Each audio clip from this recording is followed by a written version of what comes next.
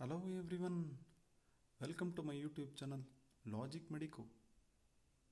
Today's interesting topic is development of midgut. If you're new to my channel, consider subscribing to my channel. At the end of the video, don't forget to press the thumbs up button showing that you like this video. So let's start without much delay. What is the development of midgut from? Where does it develop from? See, in the initial part, this blue color, dark blue color is the embryo. Initially, it will be an embryonic disc. This is just a cut section. This is the head end of the embryo. And this is the tail end of the embryo. Ventral to the embryo, that is anterior to the embryo, there will be a sac like this, yolk sac. It's actually fully yellow. It's yolk sac. Okay, it should be yellowish in color. Yolk sac. Okay, what happens at the 4th week of intrauterine life? There will be 4 folds in the embryo. So this is easily reproducible. See, this fold is called head fold. Okay, and this fold over here is called tail fold.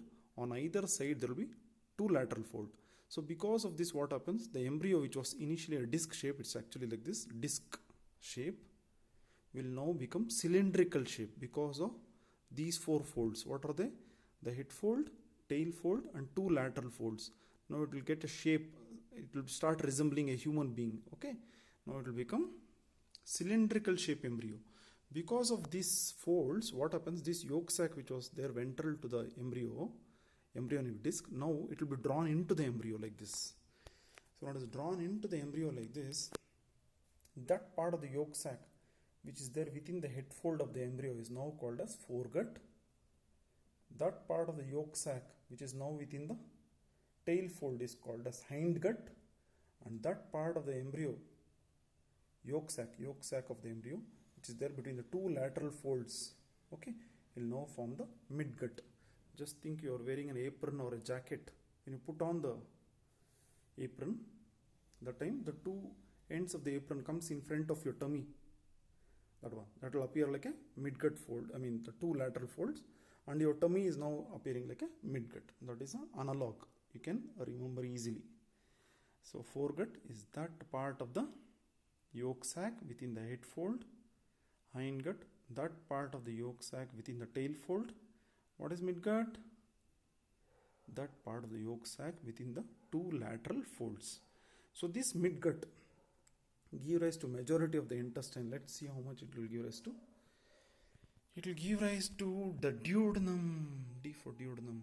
Below the opening of the common bile duct, that is the lower half, the second part, the entire third part, and the 4th part of duodenum. Instead, we can just call it as lower part of the duodenum below the opening of common bile duct. Then it gives rise to the entire jejunum. Jejunum, the beginning part of the small intestine is called jejunum, and also it gives rise to the later part of the small intestine, which is called the ileum. So here we came to know it gives rise to the majority of the small intestine. Let's see which part of the large intestine it will give rise to. It will give rise to this worm structure called as vermiform appendix, the full name, and the blind pouch called as cecum. And this portion, which is the food will go up here, so it's called ascending colon, and this portion the food will go transversely here, so it's called transverse colon. Only the right 2/3 of the transverse colon it will give rise to. I'll repeat: the large intestine part, the vermiform appendix, the cecum, the entire ascending colon, the right 2/3 of transverse colon.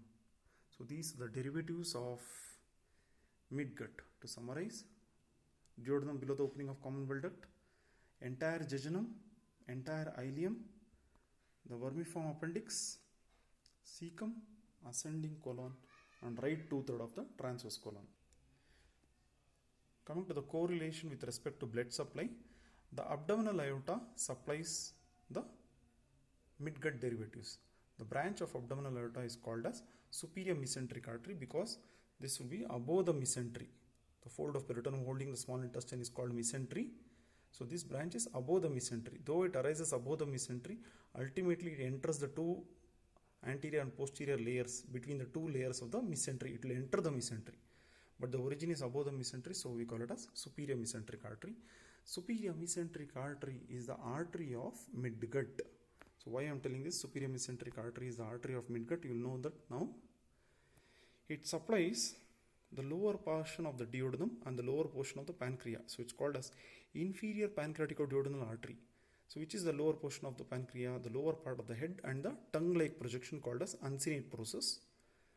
Lower portion of duodenum below the opening of common bile duct. So this is entirely supplied by this superior mesenteric artery, first branch, inferior pancreatico-duodenal artery. Next up, it will give many branches. We can't count how many branches it will give. It will give n number of branches for supplying jejunum. So we call it as jejunal arteries. Similarly, there will be many branches for the supplying the ileum. It's called ileal arteries. But those supplying the jejunum, you can see the arterial arcades are 1 or 2 in number. So it will have a long vasa recta, and there are few vasa rectas. They are really long vasa rectas. While those supplying the ileum, ileal arteries, there are multiple arterial arcades. You can see that multiple arterial arcades. So the vasa recta becomes short. But though they are short vasa recta, they are numerous vasa rectas. So that is an interesting point with respect to ileum blood supply. Arcades are numerous, so the vasa recta becomes really short. But since they are short, they will also become numerous. Then the continuation of the superior mesenteric artery. This superior mesenteric artery continues here. Now it's called as ileocholic artery. Ileocholic artery. Why it's called ileocholic artery? Because it supplies ileum, terminal ileum, and the beginning of the colon. So it will be called as ileocholic artery. So what are the other branches of superior mesenteric artery? Appendicular artery supplying the appendix. Occasionally there will be accessory appendicular artery of Sheshachalam, our South Indian who discovered this artery from Tamil Nadu. It's called accessory appendicular artery of Sheshachalam. That will be there in few individuals. Extra artery supplying appendix. So while doing appendicectomy, in order to remove the appendix when it is infected, we should not only see whether appendicular artery is there, we should also ligate this artery or cauterize that artery to prevent accidental hemorrhage. Also supplying the cecum, the anterior and the posterior wall of cecum, there will be anterior and posterior cecal arteries. So these anterior and posterior cecal arteries supply the cecum. This ascending colon is on right side of our body. Okay. So there is a branch coming to the right side of the body. So this colon, ascending colon, can also be called as right colon. So this is called as right colic artery. Then this transverse colon, the transverse colon, when the ascending colon is the right side colon, the descending colon will be left side colon. So this transverse colon is in between right and left. So can we call it as middle colon, middle of the body. So therefore this branch supplying the right 2/3 of the transverse colon will be called as middle colic artery, because it supplies the middle colon. Which is the middle colon? The transverse colon.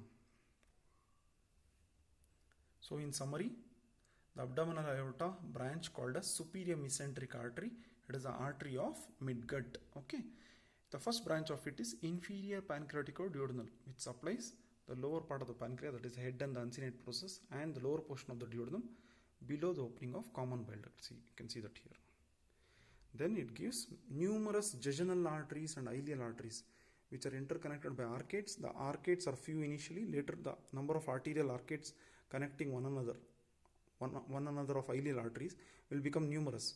So the vasa recta here is long and few. The vasa recta are straight vessels arising from arcade. You can see the vasa recta are short, but they are numerous. Okay. Then the superior mesenteric artery continues straight down as the ileocholic artery. Why? It supplies the ileum, terminal ileum, and the colon. Therefore, it's called ileocholic artery. Now here this ileocholic artery or the superior mesenteric artery gives appendicular artery, which supplies the appendix. Occasionally some individuals have got extra artery. It's called accessory appendicular artery of Sheshachalam. Then it gives branches to supply the front and back of the cecum called as anterior cecal artery and posterior cecal artery. Then it gives a branch to supply the right side colon, which is nothing but the ascending colon, but the branch name is called as right colic artery. The right colic artery splits up into ascending and descending branches, as you can see in that picture.